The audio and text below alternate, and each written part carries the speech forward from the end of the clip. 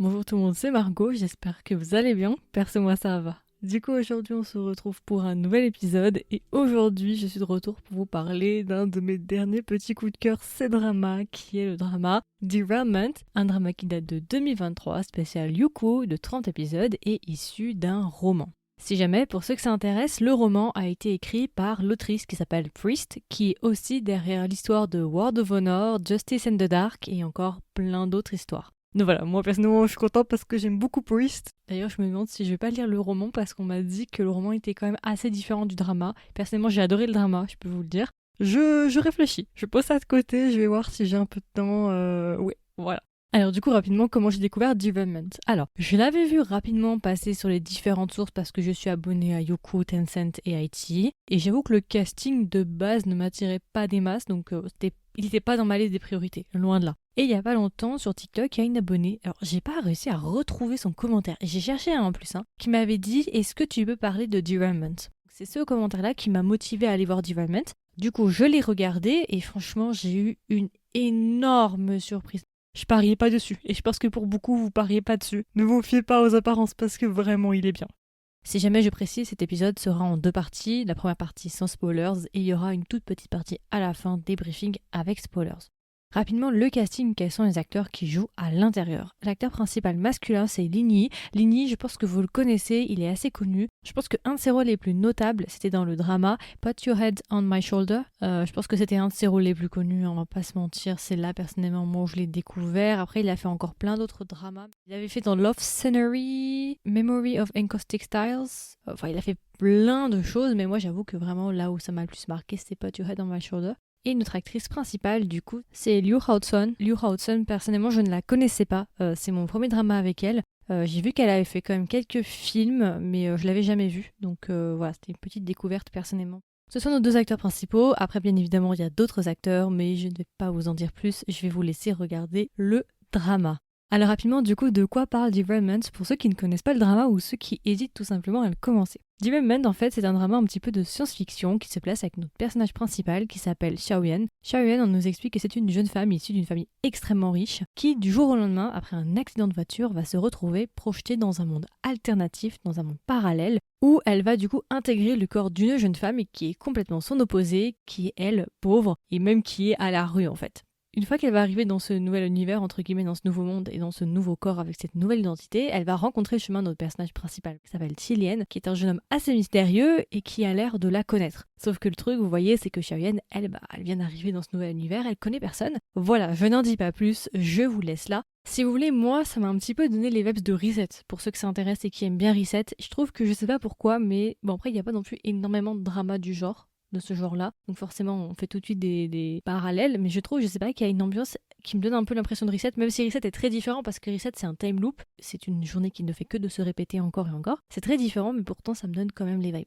Franchement, j'ai beaucoup aimé le drama. Je suis même choquée moi-même d'avoir autant aimé. Comme je vous ai dit, c'est 30 épisodes et je sais que pour beaucoup ça va vous faire peur. Vous allez me dire non, non, mais 30 épisodes, laisse tomber. Et bah, moi aussi. J'avoue que j'ai de moins en moins de patience ces derniers temps à aller voir des dramas longs chinois, mais franchement, c'est passé hyper vite. Je vais pas vous mentir, vraiment, j'ai saigné le drama. Et quand je dis je l'ai saigné. Genre, je l'ai fini en 3 jours, même pas. Vraiment, ça va hyper vite, c'est super bien rythmé. On ne voit pas le temps passer. Franchement, je trouve qu'il n'y a pas nécessairement de longueur. Après, il a des défauts, il n'est pas parfait, bien évidemment, je reviendrai dessus plus tard.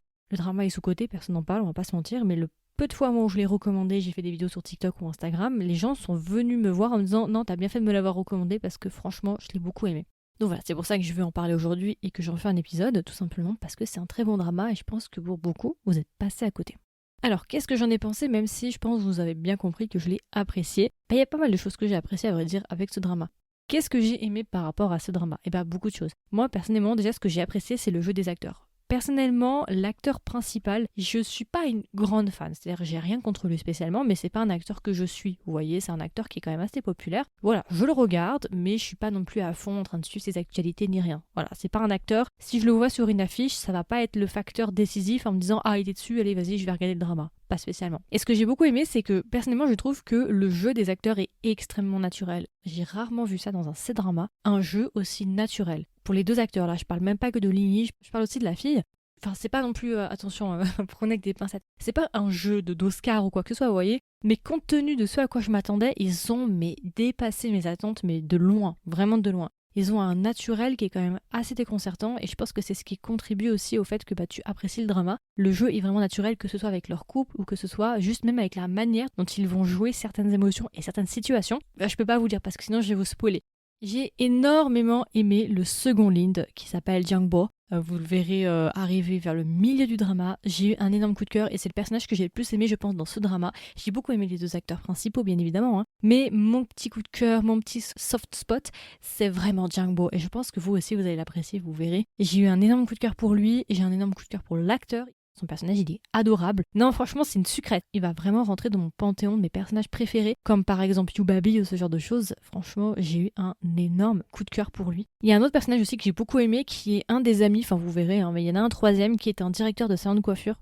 Voilà, je vous en dis pas plus, je vous laisse regarder. Lui, je l'adore, c'est vraiment une sucrète, il est adorable. Enfin voilà, je sais pas, je trouve que les personnages sont plutôt bien construits, je trouve qu'on s'attache même aux personnages secondaires et c'est ça qui est assez intéressant. Parce que souvent, malheureusement, les dramas se contentent uniquement de développer les personnages principaux. Et là, je trouve au contraire que vraiment, tu t'attaches presque à tout le monde en fait. Tout le monde est attachant, tout le monde est intéressant. Personnellement, j'ai beaucoup aimé les personnages secondaires. Et je trouve que le thème est assez intéressant. Moi, j'ai beaucoup aimé le thème. Je trouve que l'histoire est très bien gérée. Je trouve que le suspense est très bien géré. La manière dont c'est géré tout du long, ce qu'on va nous dire, ce qu'on va nous montrer, puis après le plot twist, ou en tout cas l'élément majeur qui va se passer dans le trois quarts du drama. Moi, franchement, j'ai rien à dire. Je trouve que ça tient la route. Après, bien évidemment, faut pas non plus être trop pointilleux sur la théorie, tout ce qui est la science derrière tout ça. Parce que je suis pas en train de dire que c'est juste sur ce point-là, sur le point de vue scientifique. Mais en tout cas, dans la logique de l'histoire, je trouve que ça tient plutôt la route. Ou en tout cas, il n'y a pas non plus de problème majeur, vous voyez. Je n'ai pas l'impression que mon intelligence a été insultée durant le drama, contrairement à d'autres que j'ai déjà vus où vraiment je commençais à me poser des questions si on se foutait pas un peu de moi. Moi, j'ai rien à dire. Franchement, très bon drama. J'ai juste par contre quelques défauts et quelques petits problèmes et des choses avec lesquelles je voudrais vous mettre en garde. Première chose, attention, il va se passer quelque chose à l'épisode 7, une tournure auquel même moi je m'attendais pas. Tout le monde était choqué, même le fantôme dans ma chambre il était choqué. Il va se passer un truc. S'il vous plaît, même si vous voyez ce qui se passe à l'épisode 7 et que ça ne vous plaît pas, continuez parce que je vous promets que vous n'êtes pas prêts pour ce qui va se passer par la suite et vraiment, même si ça vous déplaît, vous n'êtes pas bien par rapport à cet épisode 7, voilà. Franchement, n'abandonnez pas. Continuez et vous verrez que ça vaut le coup et que ça vaut la peine. Un truc aussi qui m'a un peu dérangé, c'est qu'il y a énormément de cuts qui ne font aucun sens. Je vous explique rapidement sans vous spoiler. Il y a deux moments surtout qui m'ont beaucoup choqué, c'est à des moments où tu as la fin d'une scène et tu vas voir un cut et tu vas te retrouver à une autre scène et tu vas voir en fait qu'il te manque quelque chose. Tu vas dire ok mais comment ils sont arrivés là? Ça fait aucun sens. Qu'est-ce qui s'est passé entre ça et ça? Je sais pas ce qui s'est passé avec Yuko, pourquoi ils ont décidé d'enlever certaines scènes. Est-ce qu'ils avaient une limite d'épisode qui devait tenir? Je n'en sais rien. Après, ces moments-là, ça reste quand même des moments mineurs, c'est-à-dire que ça n'a aucun impact sur l'histoire générale, la trame de l'histoire. Vous inquiétez pas, sur le point de vue de la logique de l'histoire, ça va pas vraiment avoir d'impact. Autre chose aussi qui m'a un peu déçue, c'est au niveau du personnage de Jangbo, du coup, qui est notre troisième personnage principal. J'ai trouvé ça dommage en fait qu'il arrive bien trop tard. Je trouve ça dommage parce que je pense qu'on aurait pu faire quelque chose. Je trouve qu'il y a une très bonne dynamique avec les deux autres acteurs principaux. Et j'aimais bien ce trio d'amis et tout, et je trouve ça dommage en fait qu'il arrive aussi tard et que je sais pas du tout comment ça se passe dans le roman. Voilà, moi personnellement j'ai beaucoup aimé Jangbo, donc forcément il fallait que j'en parle ici. J'espère que vous aussi vous aimerez Jangbo. Mais voilà, c'est à peu près tout pour mes points négatifs. Il me semble aussi, si je dis pas de bêtises, que j'avais plutôt bien aimé l'OST. Si je dis pas de bêtises, oui, maintenant je me souviens. Excusez-moi, je regarde tellement de drama ces temps-ci que c'est un peu compliqué. La dernière fois je me suis mis sur Spotify pour aller chercher l'OST. Donc voilà. Et du coup, si je devais recommander le drama à un ami ou une amie, qu'est-ce que je lui dirais et est-ce que même je lui recommanderais le drama? Moi, je vous le recommande, ça fait partie des meilleurs dramas chinois que je connais. C'est un de mes préférés. Alors peut-être qu'il y en a qui ne vont pas apprécier, mais comme toujours, je pense que vous avez compris pour ceux qui me suivent depuis longtemps, ce podcast et ces reviews, ça reste quand même mon avis. Bien évidemment, j'essaie toujours d'être objective en essayant d'approfondir mes critiques. Je vais pas dire c'est nul, point. J'essaie toujours d'argumenter, bien évidemment, mais ça reste quand même ma perception, même si j'essaie de rationaliser tout et de vous donner un maximum d'arguments et de contre-arguments aussi. Ça reste quand même mon avis, donc comme d'habitude, je vous invite à faire votre propre avis, mais personnellement, c'est vraiment un très très bon drama chinois qu'on a eu en 2023. Si vous aimez les dramas de science-fiction avec des bails de monde alternatif, de voyage dans différents univers et ce genre de choses, vraiment je vous recommande à 200%. Si vous aimez ambiance un petit peu science-fiction, allez-y, parce que franchement, il en vaut la peine. Si vous voulez un bon couple, allez-y. Et si vous voulez un drama qui est vraiment de bonne qualité et qui passe hyper vite, allez-y. Franchement, moi, j'ai rien à dire. C'est un go, go, go. Et du coup, alors, si je devais donner une note à Dear Romance, combien est-ce que je lui mettrais sur 20? Je lui mets 17,5 sur 20. Voilà. Est-ce que j'ai besoin d'en dire plus? Non, je pense que vous avez compris. C'est rare ces derniers temps que je mette des aussi bonnes notes. On va pas se mentir, c'est un petit peu la dèche. Donc voilà, il faut en profiter quand il y a des bonnes notes. Il faut le dire quand ça va pas. Il faut le dire, mais quand ça va, il faut aussi le dire. Donc voilà, vous avez compris, ça passe ma barre des 15, c'est un drama qui a valu mon temps. Je suis très contente de ce drama, je vous avoue qu'à la fin, je ne voulais pas terminer parce que je ne voulais pas quitter l'histoire. Oui, c'était à ce point-là. Donc j'espère que cet épisode sera utile et que beaucoup de gens vont découvrir ce drama et que beaucoup de gens vont l'apprécier. En tout cas, je l'espère. Et voilà, c'est à peu près tout du coup pour ma version sans spoilers. Je pense que j'ai fait le tour. Si vous n'avez pas encore vu le drama, je vous invite à mettre en pause cet épisode et à revenir après. Et si vous l'avez vu, je vous invite à continuer avec moi. Cette version avec spoilers ne sera pas très longue. Je voudrais juste faire un débriefing sur les personnages, quelques scènes et juste un avis général sur le drama. J'ai juste quelques petites choses à dire. Alors rapidement, du coup, les personnages. Écoutez, par rapport aux personnages, mon personnage préféré, je pense que vous avez capté, pour moi, c'est Jangbo. J'ai adoré Jangbo, mais qu'est-ce qu'il est mignon. C'est vraiment le genre de personnage, vous voyez, qui, à l'extérieur, il a l'air hyper dur, hyper froid, hyper distant, tu vois. Et puis, en fait, il a un petit cœur d'artichaut, tu vois. Et puis, si tu joues un peu avec lui, si tu le provoques un petit peu, finalement, il est adorable et il est grave mignon. Et voilà. Il y a une scène auquel je pense, c'est... non, je vous dirai après, en fait. Je vais trop vite. Je m'emballe. Non, mais voilà, Jangbo, moi, je l'aime tellement d'amour. Et je suis tellement triste que on l'ait pas du tout traité, en fait, ou quasiment pas. Il y a que vers la fin où on a parlé de lui. Même sa bromance avec Chilienne, pareil, j'aurais voulu voir davantage, vous voyez. Et ça, malheureusement, c'était durant les derniers épisodes. Je trouve ça vraiment dommage. C'est un personnage qui m'a attendri, Jangbo. C'est un petit coup de cœur. Je l'adore. Si quelqu'un qui m'écoute connaît l'agent de l'acteur qui joue Jangbo, contactez-moi. Je veux bien faire une interview avec lui, discuter avec lui. N'hésitez pas. Si vous avez des tuyaux, je suis tout oui. Voilà, vraiment énorme coup de cœur pour son personnage. Je l'ai adoré. Les autres acteurs, je les ai beaucoup aimés. La fille particulièrement, j'ai plutôt été surprise en fait. Je trouve qu'elle joue très bien. Et ce que je disais par rapport justement à son jeu et à l'aspect naturel, dans le drama, on va parler de maladie psychologique. Troubles psychologiques en fait, pour être plus précis. Et j'ai beaucoup aimé la manière dont ça a été portrayé et à quel point ça semble réaliste. Alors je suis pas en train de dire forcément que c'est juste, d'accord, qui se sont peut-être entourés de spécialistes, de psychiatres ou ce genre de choses, je suis pas en train nécessairement de dire ça, mais je dis juste que sa manière de jouer quelqu'un qui est en détresse est hyper naturel et même effrayant. Je revois une scène où genre elle est à l'hôpital et elle commence genre à arrêter de respirer et elle tombe en arrière sur le lit et t'as Silène qui essaie de la réveiller et elle perd connaissance. Enfin, c'est plein de trucs comme ça où je trouve que c'est jamais représenté de cette manière-là, où c'est toujours représenté de manière assez superficielle en fait. C'est pas... Je sais pas, là je trouve que c'est bien fait parce que c'est pas forcément tout beau, c'est pas sexy la manière dont elle le montre et je trouve que c'est davantage réaliste. J'ai beaucoup aimé, franchement les moments où elle est en crise, enfin ça peut paraître du détail pour vous, mais pour moi je trouve que c'est super important parce que c'est justement dans les détails, c'est une succession de petits détails qui construit justement une bonne histoire et voilà, c'est pour ça que je vous disais que pour moi leur jeu était vraiment naturel, même la manière dont ils jouaient, je trouve franchement que même pour l'acteur, je suis assez étonnée de voir son jeu. Voilà, on dirait presque un vrai couple, ou en tout cas on dirait des vrais êtres humains, en tout cas je trouve personnellement. Après, comme je vous ai dit, le drama n'est pas parfait, mais franchement, il y avait plein de moments où je me suis dit waouh, j'aime beaucoup ce qu'ils font là. C'est le jeu, cette scène elle est jolie, cette scène elle est plutôt naturelle, ça vient naturellement, j'aime beaucoup. Plusieurs moments. Pour que j'en arrive à cette réflexion là, c'est que généralement quand même, c'est que c'est pas trop mal. J'ai bien aimé aussi le meilleur ami, du coup celui qui est directeur du salon de coiffure. Lui, c'est vraiment l'élément comique du drama. Je l'ai adoré, j'ai trouvé tellement mignon, il était tellement adorable, mais vraiment une sucrète, il me fait tellement rire. Lui, dès que je le vois, je sais, je vais rire. Je l'aime trop. Franchement, comme je vous disais, ce que j'ai bien aimé dans ce drama, c'est que on ne s'est pas contenté de construire les deux personnages principaux. On a pris le temps aussi de construire d'autres personnages, que ce soit le directeur du salon de coiffure, que ce soit ses collègues de travail, que ce soit Jangbo, que ce soit les autres. Et ça fait plaisir. Ensuite, par rapport aux scènes, alors voilà, comme je vous ai dit, j'ai trouvé qu'il y avait des scènes où ça me semblait un petit peu bizarre la manière dont ça a été cuté. Il y a deux moments. Un moment, c'est le moment où Tilienne, il fait venir la fille à une réunion d'anciens élèves. Et genre, il s'embrouille et tout. Et elle lui balance de l'eau à la figure, je sais pas quoi. Puis elle se sent trahie par rapport à Tilienne de l'avoir ramenée dans ce guet-apens-là. Elle part. Après, t'as un cut où on se retrouve dans la maison de Tilienne où ils sont en train d'écrire un contrat. Et on voit qu'elle a la chemise, elle porte les vêtements de Tilienne. Et du coup, bah, quand on voit cette scène, on se dit mais c'est passé quoi? Alors après, tu peux imaginer, ok, alors elle est partie il l'a suivi jusqu'à dehors, ils se sont embrouillés. Tillian, il lui a dit ouais, tes vêtements sont mouillés, viens avec moi, il faut qu'on discute. Et puis après, il l'a ramené à la maison, il lui a dit tiens, change tes vêtements, il faut qu'on discute, on va faire un contrat, machin, machin. Je suppose que c'est ce qui s'est passé, mais je trouve que les cuts pour moi étaient beaucoup trop abrupts et il te manque clairement des scènes. Un autre moment aussi, c'est le moment où on est à Noël, je crois, où elle est en train de. Elle s'est vite fait embaucher là pour faire le maquillage pour le copain de sa meilleure amie.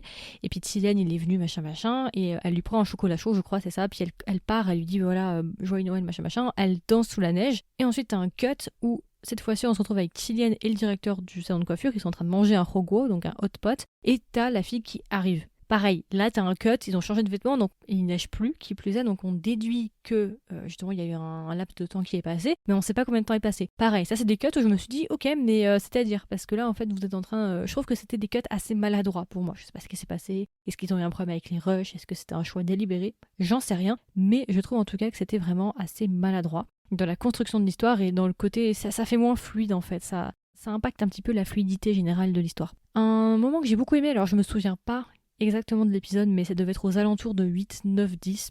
Dans ces eaux-là, c'est le moment justement, vous savez, où Tillian, du coup, il pense que la fille, c'est pas elle, mais qu'elle a pris le corps de l'autre, machin, machin. Et c'est un soir où il vient lui amener à manger parce qu'elle est malade, elle refuse de manger, elle balance sa nourriture par terre. Et il reçoit un appel en disant justement que la grand-mère, elle est gravement malade, machin, machin. Et du coup, Tillian, il demande à Xiaoyun d'appeler la grand-mère pour justement essayer de la réconforter et de l'aider. Et Xiaoyan, elle dit oui, mais moi je connais pas, je sais pas ce que c'est d'avoir une grand-mère, j'ai vécu toute ma vie seule, j'ai jamais reçu d'amour, comment tu veux justement que voilà. Tillian, il va lui dire non, mais voilà, c'est juste pour la réconforter, s'il te plaît, est-ce que tu peux faire ça pour elle? Et Xiaoyan, elle va dire donc toi tu veux que moi je la réconforte et que je l'épaule et que je sois à ses côtés et que je la rassure, et moi alors, qui me rassure moi? Qui s'occupe de moi? Qui est à mes côtés? Personne. Cette scène, elle m'a tellement frappée. Je me suis pris une claque, mais vraiment, cette scène, elle m'a marquée. J'ai adoré cette scène, elle est tellement belle. Ça, je crois qu'après, c'est une autre scène aussi que j'ai beaucoup aimée. Je crois que c'est à partir de l'épisode 11. C'est le moment où, justement, Xiaoyan, elle va prendre ses cours de make-up et qu'elle rencontre Jiangbo. Et toutes les scènes où elle s'embrouille pour la première fois avec Jiangbo, ces altercations, ces moments là où ils s'accrochent, les moments d'accrochage, mais qu'est-ce que j'ai aimé l'intensité. C'était chaud. Elle lui a lancé de ses missiles, Xiaoyan. Non, franchement, leurs interactions, elles étaient énormes. J'ai adoré. Il y avait une tension. On était aux deux doigts de se sauter à la gorge. Et le moment où il lui dit, ouais, si tu veux sécher les cours, il faut que tu me fasses un make-up. Et genre, elle lui attrape la tête par les joues. Ce que j'ai trop aimé, c'est sa tête hyper surprise, mais en même temps tellement docile. Oh non, j'ai adoré quand elle le prend par les joues. Et lui, il est grave surpris, mais en même temps, il se laisse faire. J'ai trop aimé. C'est pour ça que je vous dis, moi je suis à fond sur Jiangbo, j'aime trop son personnage parce que en vrai il veut jouer les durs, mais en vrai il est adorable, vous voyez. J'ai adoré cette scène quand elle l'attrape par les joues et tout, il est tellement mignon, non vraiment. Et bien après, elle lui fait du coup un makeover, tu vois, elle le change complètement, nouvelle coupe de cheveux, nouveau maquillage. Et ce que tu constates, c'est que durant toute la suite du drama, il va garder en fait son makeover. Il va garder le même make-up, la même coupe de cheveux pour elle. Ce qui m'a saoulé aussi, c'est que du coup, on n'est pas développé sa romance parce qu'on comprend qu'il est amoureux d'elle, ou en tout cas, on pense qu'il est amoureux d'elle. Et ça, du coup, ça n'a pas été du tout traité. Alors après, ça peut être une bonne chose aussi, peut-être. C'est plus réaliste, tu vois, de se dire qu'il a choisi de ne pas avouer ses sentiments et de rester là en tant que meilleur ami, parce qu'il savait que c'était perdu d'avance, et qu'il n'y ait pas eu officiellement de triangle amoureux, c'était plus sous-entendu, je ne sais pas. Mais voilà, Jiangbo, moi, je suis désolée, hein, mais Jiangbo, c'est Jiangbo, quoi. Donc voilà, et ensuite on peut rapidement juste petit débrief par rapport au drama et par rapport à la fin. Franchement, le fait que le plot twist ce soit en fait que tout était un rêve, pour moi je trouve que ça a été très bien amené et je trouve que ça a été écrit de manière très intelligente. En tout cas je trouve personnellement. Même si j'ai été un petit peu spoilée, j'avais vu une mini-scène, genre une fraction de seconde de ce qui s'était passé avant de le commencer. Je trouve que c'est assez intéressant justement d'avoir installé l'histoire comme un drama de science-fiction avec des voyages dans le temps ou voyage dans un monde alternatif, pour ensuite shifter et se dire bah en fait c'était pas ça. Tout ce que tu pensais être vrai et tout ce qu'on pensait être vrai, bah en fait c'est pas ça du tout et en fait on part carrément sur une autre tangente et on part carrément sur autre chose de complètement différent. J'ai beaucoup aimé ce plot twist qui relance un petit peu la machine, qui relance l'histoire. Même si vers la fin je me suis un peu perdue avec l'histoire du meilleur ami, en fait lui aussi faisait partie aussi de l'expérience, machin machin, et lui c'est un des rares seuls sujets qui avait réussi, machin machin, et en fait son meilleur ami c'était un des scientifiques. Bon là j'avoue ça a commencé à être un petit peu fouillis vers la fin, j'avoue. Mais en règle générale, j'ai quand même beaucoup aimé ce plot twist-là, en fait, parce que du coup, ça te fait grave réfléchir sur le message du drama, de toute la question de qu'est-ce qui fait un être humain, en fait. Et on se rend compte que ce qui fait quand même majoritairement un être humain, c'est justement son expérience, ses souvenirs. C'est ce qui fait la personnalité de quelqu'un. Et il y a plein de questionnements autour de ça et tout. Chérir aussi ce qu'on a, chérir le présent. Toute cette question aussi de vouloir toujours plus, de vouloir échapper aussi à notre réalité et ce genre de choses. Bref, il y a plein de questionnements assez intéressants et je trouve que ça a été plutôt bien amené. Le drama n'est pas parfait, bien évidemment, mais en tout cas, franchement, j'étais agréablement surprise. Après, c'est Priest, donc Priest, généralement, voilà. Après, on m'a dit, comme je vous ai dit en début d'épisode, que visiblement, le drama et le roman sont très différents. Donc là, par contre, je peux pas me prononcer, je peux pas vous dire. Mais voilà. Alors, un petit truc, par contre, qui m'a dérangé, que j'ai trouvé un peu dommage, c'est la résolution, vous savez, où la méchante belle maman, là, elle arrive et tout, elle séquestre tout le monde. J'ai trouvé que c'était un peu trop théâtralisé, je trouve ça dommage. Je trouve que ça gâche un petit peu le truc parce qu'on repart du coup. Je trouve que le drama était assez innovant dans sa manière de fonctionner. Et je trouve que cette scène-là, elle retombe un peu dans les clichés des dramas que voilà, que je trouve ça détonne un petit peu et je trouve que ça casse un petit peu la fluidité et je trouve que ça te sort un peu de l'histoire. Je trouve que c'était trop théâtralisé, c'était un peu trop et voilà, ça m'a un petit peu dérangé. Cette finalité, justement, où elle séquestre tout le monde, puis après, il y a des gentils policiers qui arrivent de nulle part, tu sais, en sachant que les tunnels, ils font 4 km. On avait eu un épisode précédemment où, genre, ils ont mis une demi-journée pour parcourir les trucs. Là, t'as les flics qui sortent de nulle part, enfin, bref, voilà. Il fallait finir l'histoire, on sentait bien que de toute façon, il fallait se dépêcher de finir l'histoire. Mais voilà, en règle générale, franchement, j'ai beaucoup aimé le drama, j'ai adoré, c'est un univers que j'ai vraiment apprécié, et franchement, je suis grave tentée de lire le roman. Ça a attisé ma curiosité, et j'ai passé un bon moment, franchement, comme je vous ai dit, j'attendais rien. Donc forcément, j'ai été qu'agréablement surprise en fait. Alors comme je vous dis, il faut toujours remettre des réserves. Je suis pas en train de dire que c'est un drama digne d'un Oscar. Hein, voilà.